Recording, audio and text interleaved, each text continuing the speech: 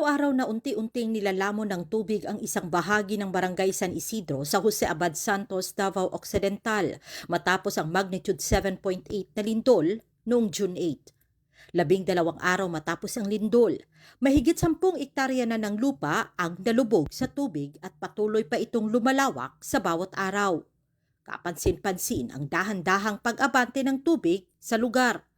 Isa sa pinakaapektado ang dating kapitan ng barangay na si Rogelio Barlizo dahil mismong sa kanyang lupain sa sitio sa Lambayong, umabot ang tubig. Nanganganib na rin ang humigit kumulang 50 kabahayan sa sitio Nagala dahil patungo na rin doon ang tubig.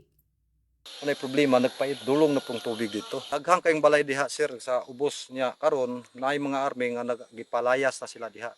Ipabakwit sila. Ayon kay Barlizo, labis ang kanilang pag-aalala dahil bukod sa pagkalubog ng kanilang lugar sa tubig, nawalan na rin sila ng kabuhayan mula sa pagkukopra ng niyog. Ang among gikabalakan diri sir kay siyempre ang among pangabuhi kaluprasan lang nya namin mga estudyante. Kung saan may bayad na mo sa eskwelahan, dili ni buhanging tubigan eh. Diha ra mga among pangabuhi sa mga kalubinhan. Nabatid na ang pagtaas ng tubig sa lugar dulot ng pagguho ng bundok na tumabon sa isang sapa. Dahil dito, naipon ang tubig at bumalik ito patungo sa mga kabahayan.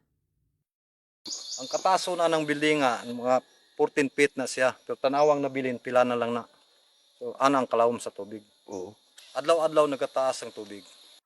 Nauna nang inanunsyo ni Jose Abad Santos Mayor Jason John Joyce na dapat nang lumikas ang mga residenteng nakatira malapit sa sapa, lalo na sa mga barangay ng Nuwing, Butuan, Sugal, Kabalyan at Malalan dahil nananatiling delikado ang sitwasyon sakaling bumigay ang lupang tumabon sa sapa.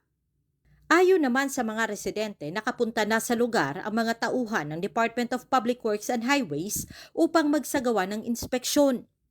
Sa pakikipag-ugnayan ng Brigada Davao sa kanilang tagapagsalita na si Dean Ortiz, hinggil sa kanilang plano para sa sitwasyon, sinabi nitong unti-unti nilang tinutugunan ang problema. Samantala, nadatna ng brigada ang ilang residente na nagsasalba ng mga gamit na maaari pa nilang mapakinabangan. Ang dating lupaing kanilang nilalakaran, hindi na madaanan ngayon, maliban kung sasakay ng bangka o lalangoy. Umaasa na lamang ang mga residente na mabibigyan ito ng agarang atensyon ng pamahalaan upang maibalik ang kanilang kabuhayan at mailayo sila sa panganib. Anak gyud ang among pangandoy kay di gyud ni kaya sa munisipyo bisag sa province ni maglisod ang province. Unta makita sa nasyonal ang problema diri. Kay naglisod yung tao diri.